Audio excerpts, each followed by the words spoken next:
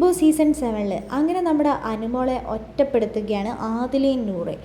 ആദിലയും നൂറയും വളരെ വ്യക്തമായി പറയുന്നുണ്ട്, അനുമോളുമായിട്ട് ഇനി നമുക്ക് അധികം ഫ്രണ്ട്ഷിപ്പൊന്നും വേണ്ട. ഈ ബിഗ് ബോസ് വീട്ടിൽ നമുക്കിനി ആരുമായിട്ട് ഫ്രണ്ട്ഷിപ്പ് വേണ്ട.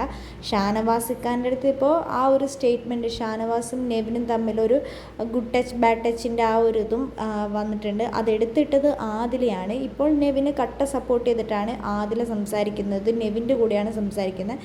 അനുമോൾ ആദിലേൻ്റെ അടുത്തും നൂറിൻ്റെ അടുത്ത് സംസാരിക്കാൻ പോകുമ്പോൾ ആദില അവിടെ നെവിൻ്റെ അടുത്ത് സംസാരിച്ചുകൊണ്ടിരിക്കുകയാണ്. അപ്പം നൂറ് അവിടെ കിടക്കുന്നുണ്ട്. അപ്പോൾ നൂറ പറയുന്നുണ്ട്, എനിക്ക് ഉറക്കം വരുന്നുണ്ടെന്ന് പറഞ്ഞിട്ട് അനുമോളോട് സംസാരിക്കാൻ ഒരു ഇൻട്രസ്റ്റ് കാണിക്കാതെ അങ്ങോട്ട് ആദിലും നെവിനും പറയുന്ന കാര്യങ്ങൾ ശ്രദ്ധിച്ചുകൊണ്ടിരിക്കുക. കുറേ നേരം അനുമോൾ അവിടെ നിന്ന് അവിടെ ആര്യനും വന്ന് കിടക്കാൻ തുടങ്ങി. അത് നേരം കഴിഞ്ഞപ്പോൾ നമ്മുടെ അനുമോൾ അവിടെ നിന്ന് എഴുന്നേറ്റ് വന്ന് ലക്ഷ്മീൻ്റെ ബെഡിൽ വന്ന് കിടക്കുന്നുണ്ട്.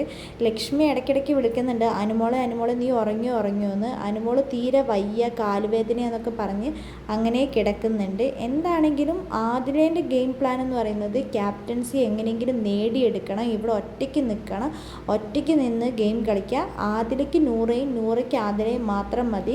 നമ്മൾ രണ്ടുപേരും പരസ്പരം അങ്ങോട്ടും ഇങ്ങോട്ടും സപ്പോർട്ട് ചെയ്താൽ മതി. ഇനി വേറെ ആരെയും സപ്പോർട്ട് ചെയ്യാനോ ഒന്നും നമ്മൾ നോക്കേണ്ട ആവശ്യമില്ല. എല്ലാവരോടും ദേഷ്യമുള്ളവരോട് ദേഷ്യപ്പെട്ട് സംസാരിക്കുക. നമ്മളിനി ഇവിടെ ഒന്നും ഫേവറിസം ഒന്നും കളിക്കാൻ പോകില്ല. എല്ലാവരോടും ഗെയിമായിട്ട് കളിക്കാനാണ് ഇനി പോണേന്നാണ് ആദിലേൻ്റെ തീരുമാനം.